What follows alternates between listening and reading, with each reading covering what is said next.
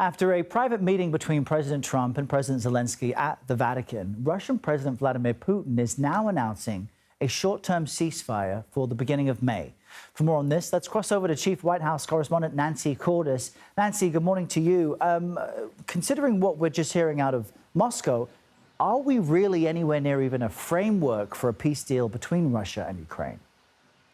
Well, White House officials say that there is a framework that exists, Errol, and they feel that they are getting closer, though they were unwilling to say this weekend that they think that a ceasefire or even a longer-term end to this war is right around the corner. They say there are still a lot of details to be worked out. I think the fact that Putin has announced this three-day ceasefire is a sign, however, that President Trump has gone from criticizing Vladimir Zelenskyy, the president of Ukraine, to criticizing Putin. And over the weekend, President Trump posted that he felt that perhaps Putin was just tapping him along and not really taking negotiations seriously because of this series of deadly bombings that Russia had carried out on the Ukrainian capital of Kyiv, even as these negotiations for an end to the war were taking place. President Trump was very angry about that. He talked about it with reporters as well. And now we see Putin coming out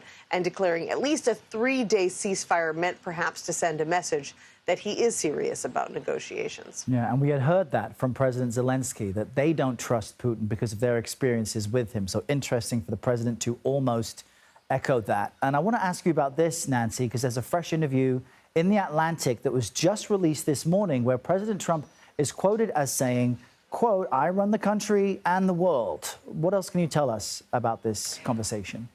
Right. It's an eye-opening quote, and he said it in the context of comparing his first term to his second term. And he was sort of marveling at all of the people from the legal world, from abroad, who are coming to him, looking to make deals with him, looking to make up with him if they had a rocky relationship in his first term.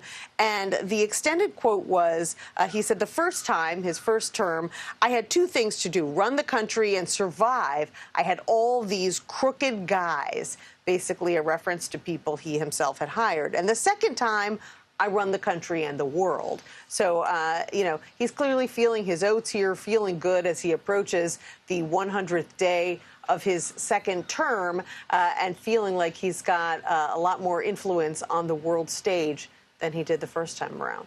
All right. Nancy Cordes with all the latest for us. Nancy, thank you.